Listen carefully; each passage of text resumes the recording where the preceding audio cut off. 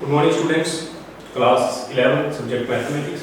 Topic हम APs पढ़ रहे हैं, अरिथमेटिक प्रोग्रेशंस, और उसकी एक्सरसाइज कर रहे हैं हम 9.2। लेक्चर नंबर 49 में मेरा वो 25 मिनट का लेक्चर था, लेकिन टेक्निकल एरर की वजह से वो कुछ उसका पोर्शन डिलीट हो गया। तो वो क्वेश्चन मैं आज कुछ रिपीट कराऊंगा। उसमें जब वो YouTube पे देखा मैंने तो उसमें क्वेश्चन नंबर 5 तक ही हुआ। मैंने क्वेश्चन नंबर 9 तक करवा लिए थे, लेकिन वहाँ 5 तक के ही वीडियोस उसमें अपलोड हुए। तो 49th लेक्चर हमारा छोटा हो गया, वो 8 to 9 मिनट्स का लेक्चर बना होगा। तो उसके क्वेश्चन में पहले रिपीट करा देता हूँ, फिर नेक्स्ट लेक्चर जो है उसके बाद हम स्टार्ट करेंगे। तो मैं क्वेश्चन नंबर 6 दोबारा रिपीट करवाता हूँ। क्वेश्चन नंबर 6, ये क्वेश्चन है, if the sum of certain number of terms in AP 25, 29, 19 is 116. So सबसे पहले AP क्या है? The given AP is 25, 22, 19, so on. So here A is equal to 25 and D is equal to 22 minus 25, that is minus 3. Also Sn is equal to 116 और हमें n find करना है। उसने कहा n टर्म्स का सम 116 है, वो कितनी टर्म्स की, तो n की वैल्यू फाइंड करनी है।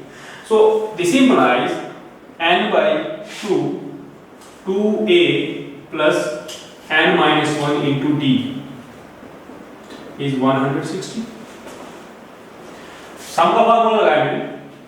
This implies n 50 plus minus 3n minus minus plus 3 is equal to 232. So this implies minus 3n square plus 53n is equal to 232, or 3n square minus 53n plus 232 is equal to 0. So this implies, factorize करेंगे तो 3n minus 29 and n minus 8। Quadratic equation आप लोगों ने पढ़ी है, factorisation आपको आती है। मिडिल टर्म को स्प्लिट किया मैंने, उससे ये फैक्टर्स बने। तो जब हम इसको सॉल्व करेंगे तो n हमारे पास 29/3 और n is equal to 8, ये वैल्यूज आएंगी। लेकिन n क्या होता है? Number of terms 1 2 3 counting numbers में आएगा ना, फ्रैक्शन तो नहीं हो सकता है। But n is equal to 29/3 is not possible. Therefore n is equal to 8. This is your answer. ये क्वेश्चन नंबर 6 था। तो 49th लेक्चर में ये समहाउ रह गया था। हमें क्वेश्चन पूछा है n find the last term. तो हमें लास्ट टर्म फाइंड करनी है, खाली n फाइंड ही करना है। तो लास्ट टर्म आ गई, therefore n means an means a plus n minus 1 into d. So this is a है 25 plus n है 8 minus 1 into d है minus 3. This is 25 plus minus 7 3 is 21. 4 is your answer. So last one is 4. ये question number 6 था। मैंने आज दोबारा repeat करवाया।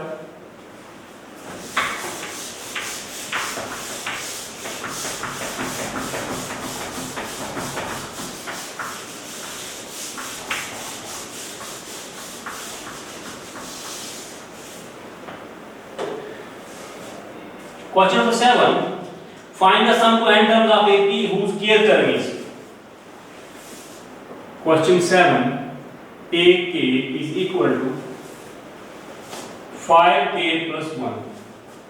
तो हमें sum to n terms find करना है। तो उसके लिए आपको फर्स्ट टर्म पता होनी चाहिए, कॉमन डिफरेंस पता होना चाहिए। तो देखिए a1 is equal to 5 into 1 plus 1, that is 6. a2 5 into 2 plus 1 11. Therefore d is equal to a2 minus a1, 11 minus 6, that is 5. Also a means first term, that is 6. Therefore Sn n by 2 2a plus n minus 1 into d. So this is n by 2 into 6 plus n minus 1 into 5. So n by 2 12 plus 5n minus 5. So this is n by 2 5n plus 7. This is your answer. सम को n term बोला था, find करें। Question number 8।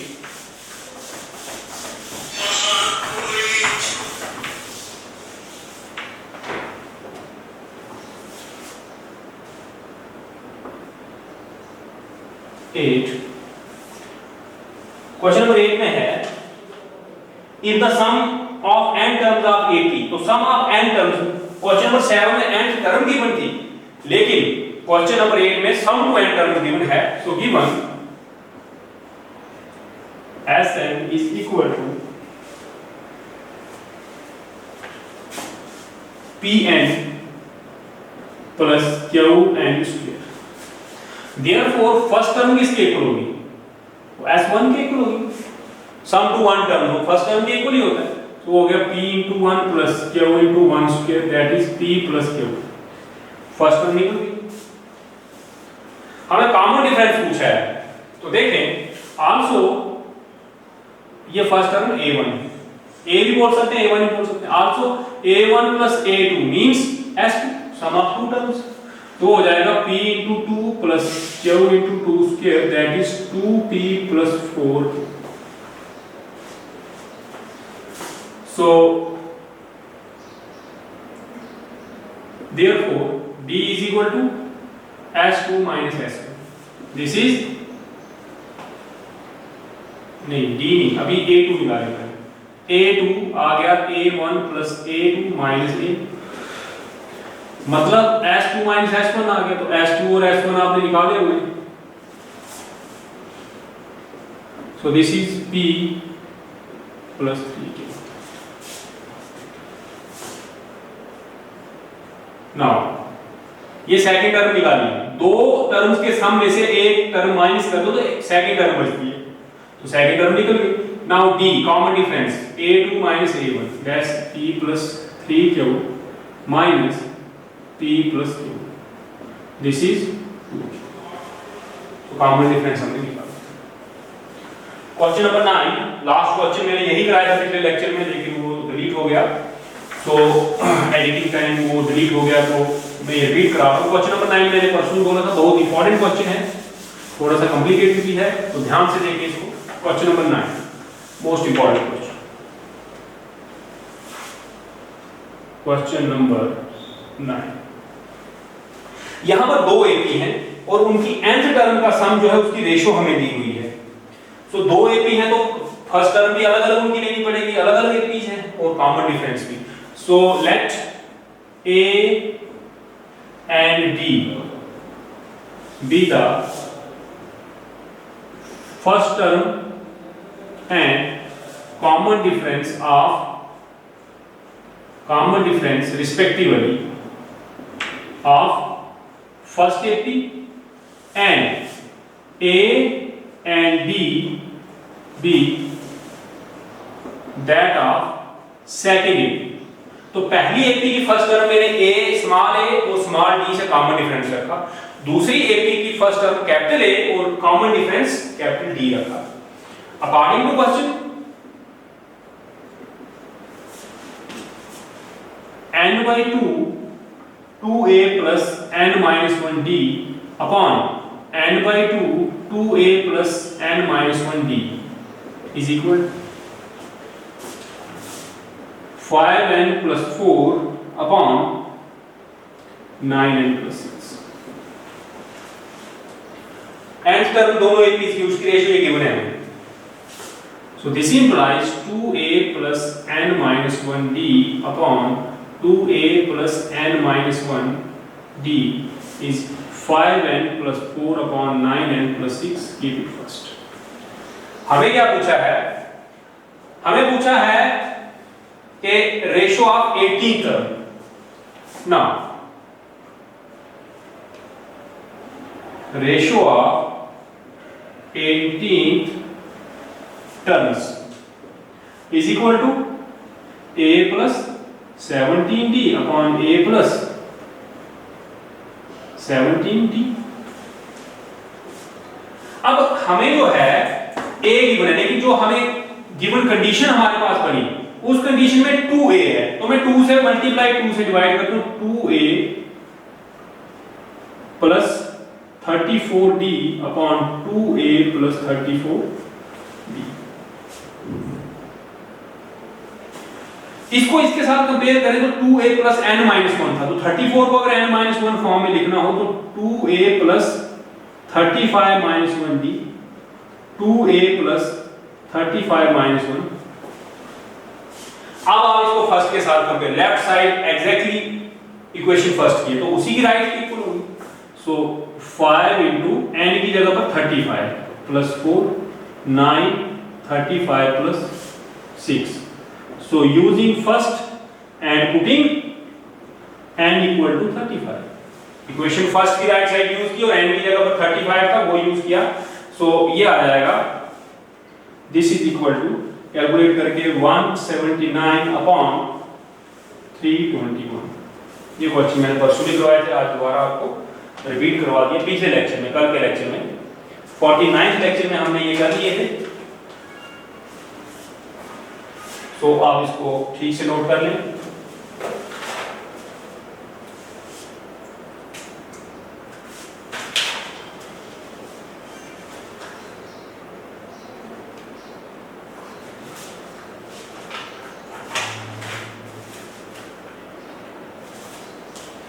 एक question अभी और कर लेते हैं, टाइम है अभी, इसको मैं मिटा देता हूं।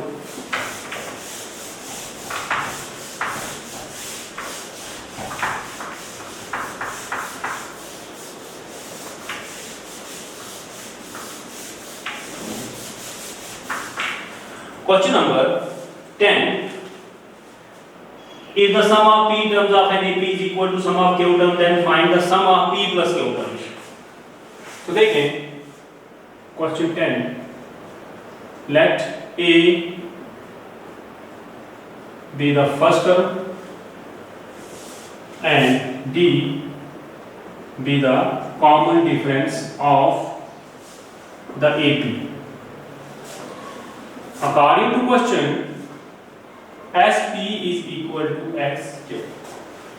Sum of P terms is equal to sum of Q terms. So sum का formula n by 2 2a plus n minus 1 into d. This is n by 2 2a plus n minus 1 into d. तो n की जगह p और q थे, 2 और 2 cross multiply करेंगे तो divide हो जाएंगे, cancel. So this implies 2ap plus p minus 1d is equal to 2aq plus q minus 1 into d. This implies, इसको यहाँ लाएंगे, 2a p minus q plus p into p square, q into q square, and plus this is minus p, minus p minus q, और d दोनों में था is equal to 0। देखिए मैंने क्या किया, 2ap था, 2aq इधर लाया तो 2a common, p minus q, फिर p into p square into d, q into q square into d, q square इधर लाया तो p square minus q square, d common रखा। ये माइनस p था, माइनस कॉमन तो प्लस, ये minus क्या है, इधर आएगा तो प्लस होगा, तो माइनस माइनस प्लस। एक स्टेप मैंने शॉर्ट कर दिया इसका। This implies 2a p minus q plus p minus q, p plus q minus p minus q d is equal to 0।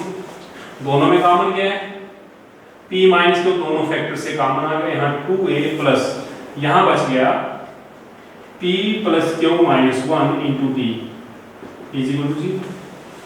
लेकिन p और q तो डिस्टिंक्ट टर्म्स हैं, but p is not equal to q, that is p minus q is not equal to 0। therefore जब भी दो factors 0 हैं उनका product 0 है, उनमें से एक ना एक फैक्टर 0 होगा, तो this implies 2a plus p plus q minus 1 into d is equal to 0। Keep it first. हमें ये नहीं फाइंड करना, ये कंडीशन बनी, हमें फाइंड करना है sum of p plus q terms.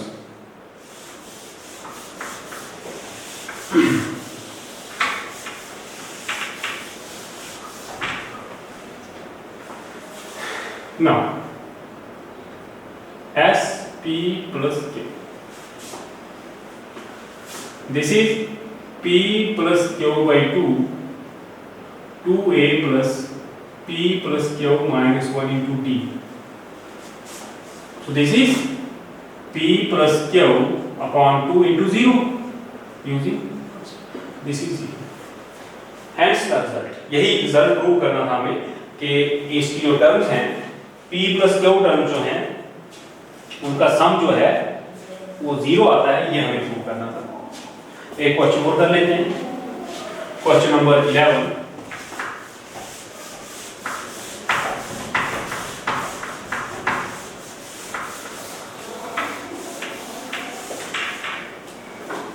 Question number 11 है the sum of first P Q R terms of an APR A B C D respectively. तो स्मॉल a b c में use किए हुए हैं, तो मैं फर्स्ट टर्म को A से ही लिखता हूं लेकिन कैपिटल A कर देता हूं। Let A be the first term and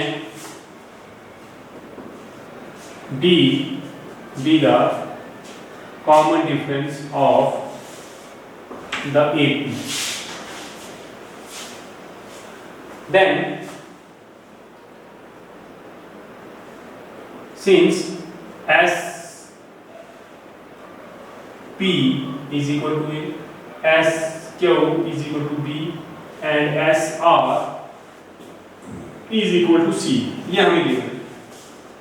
Therefore P by 2 2A plus P minus 1 into D is equal to A, Q by 2 2A plus Q minus 1 into D is equal to B and R by 2 2A plus R minus 1 into D is equal to C.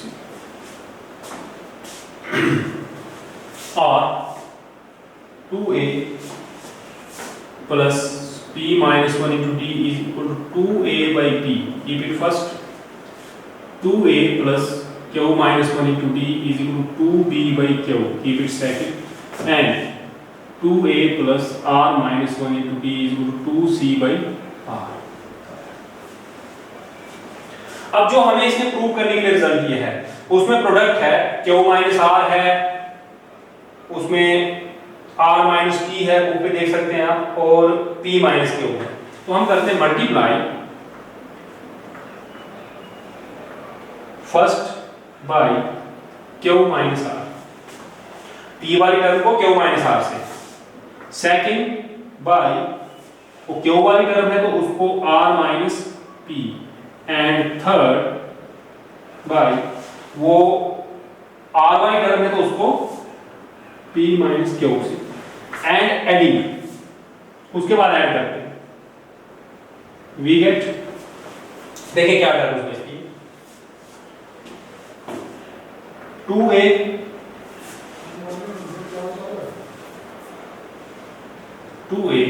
Multiply किया Q minus R से, 2A, वैसे 2A इसमें भी आना है, इसमें भी आना है, इसमें भी, तीनों में, तो मैं 2A कॉमन रखता हूं। देखिए इसमें भी, इसमें भी, इसमें, तीनों को ऐड करना, जब ऐड किया तो 2A 3 में था, पहले को किससे मल्टीप्लाई किया, Q माइनस R से, प्लस दूसरे को R माइनस P से, प्लस तीसरे को P माइनस Q से, एक स्टेप बाय जाता हूं।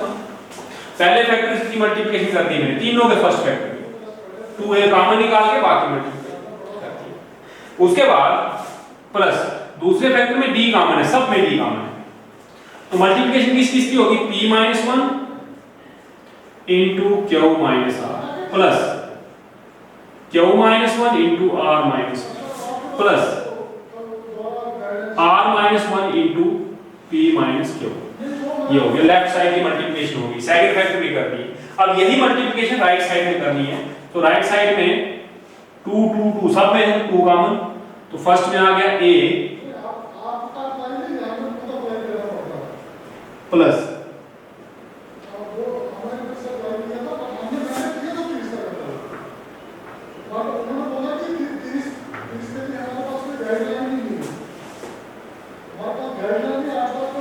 so this implies two A Q minus R upon P plus, right side को मैं पहले लिख रहा हूं, राइट साइड को पहले लिख दिया मैंने, is equal to 2a into देखें r minus r minus p plus b, minus ये जीरो हो गया, प्लस डी इंटू ये भी सारे जीरो हो जाएंगे। आप मल्टीप्लाई करके देख लें, इसको रफ में कर लें, P Q minus P Q minus minus plus R minus R, ये सब जीरो हो जाएंगे मल्टीप्लाई करके, इसको इवैल्यूएट करोगे जीरो आएगा। So this implies 2a q minus r upon p plus b r minus p by q plus c p minus q by r is equal to 0।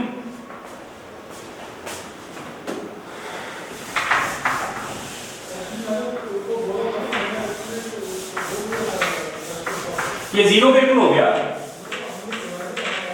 अब इसको मैं राइट साइड में multiply कर देता हूं, इसको राइट साइड करूंगा 2 को, so this implies 2 right side लीजिए 2 0 by 2 0, यही प्रूव करना, हेंस द प्रूफ। ये 2 है, राइट साइड मल्टीप्लाई हो गया, 0 by 2 is 0। इसके साथ आज का लेक्चर हमारा काफी है, इतना क्वेश्चन नंबर 11 तक होगा। एक लेक्चर एपी का और होगा, टोटल एक लेक्चर, और आपकी एपी जो है वो कल खत्म हो जाएगी 51st लेक्चर। Thank you.